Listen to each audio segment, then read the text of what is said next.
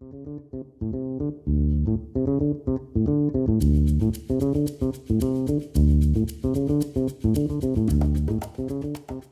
51 says that the list of numbers 41, 35, 30, x, y, 15 has a median of 25. The mode of the list of numbers is 15. To the nearest whole number, what is the mean of the list? And as far as the answers go, we have numbers from 20 to 30. I'm noticing a series here of +1 between B, C, and then D. And then the number 30 appears in the answer, and it also appears in the prompt, and also 25 appears in the answer as well as the prompt. In reading this question, the ACT math concepts that seem to be involved obviously include these stat words, these statistic words, median, mode, and mean. And these are all words that we'll want to be familiar with for the ACT math because they're tested pretty frequently, and we're expected to know the basic definitions of those different words. For the purpose of doing this question, I'll go ahead and just review what those different words mean. Let's start out with the median, and I'll type out here the way that the median is defined. So the median is the middle number in an ascending or descending list of numbers. For example, here we have what seems to be a descending list. The numbers are getting smaller, and the median would be the middle number of that list. In this particular list, we have an even quantity of numbers. So we have, it looks like 6 numbers. So there is no exact middle. And in a situation like that, what you have to do to get the median is you take the average of the two middle numbers. So here would just be the average of the 30 and the x. If this were an odd quantity of numbers, there would be an exact middle, and that number would be the median. As far as the mode of a list of numbers, the mode of a list is just the number that appears the most frequently. So I'll go ahead and type that out right here as well. Mode, number that appears most frequently in a list.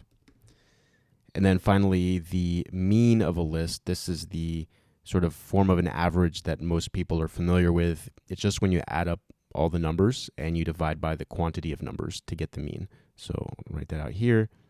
Mean equals the sum divided by the quantity of numbers. All right, so now that we have identified the concepts involved in the question and we know the definitions of those concepts, we're in a really good position to begin solving the question. Going back to what the question is asking, it's asking for the mean or the average of this list. And we know that to find the mean of a list, we have to take the sum of the numbers and then divide by the quantity. So we could even begin just to write out that mean sort of expression, which would just be the sum of all the numbers that we currently have, and then divided by, we have 6 total numbers. So this should give us our mean when we solve it. Now, the issue, of course, is that we have 2 variables here, so we can't really find the sum at this point. And that's where we would go back to the other information that's been given. Let's go ahead and start out with the fact that this list has a median of 25. Well, earlier we saw that the median is the middle number when the numbers are listed in ascending or descending order. And in this situation, as we said before, we have an even quantity. So to find the median, we would be finding the average of these 2 numbers, 30 and the x. Well, we know that the median is 25. So we can go ahead and write that equation that the average of 30 and x, 30 plus x divided by 2, is equal to 25. And we can go ahead and solve that. So multiplying both sides here by 2, we'll get that 30 plus x is equal to 50.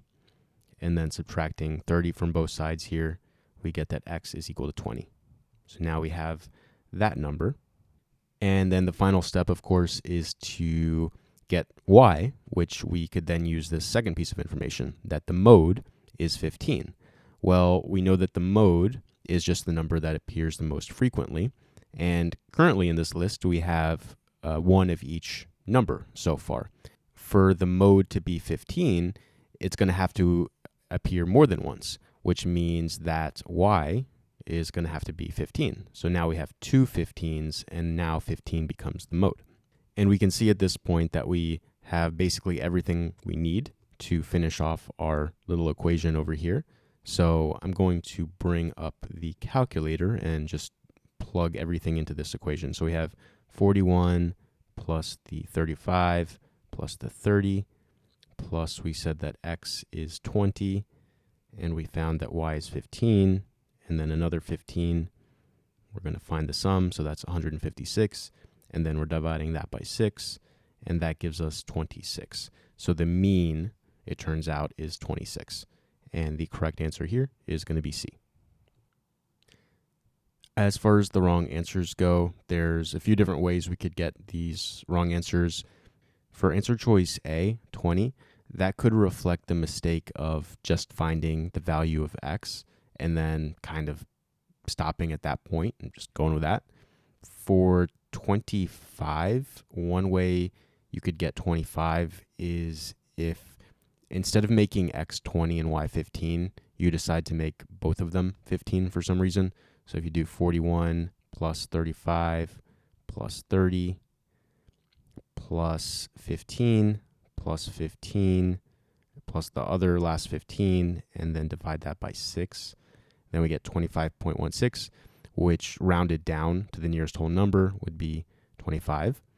And then 27 could reflect a similar mistake. Instead of making both of them 15, making both of them 20, which was the value of x. So if we do 41 plus 35 plus 30 plus 20 plus 20 again, plus that final 15, and then dividing that all by 6, that gives 26.83, which rounded to the nearest whole number, again, is 27.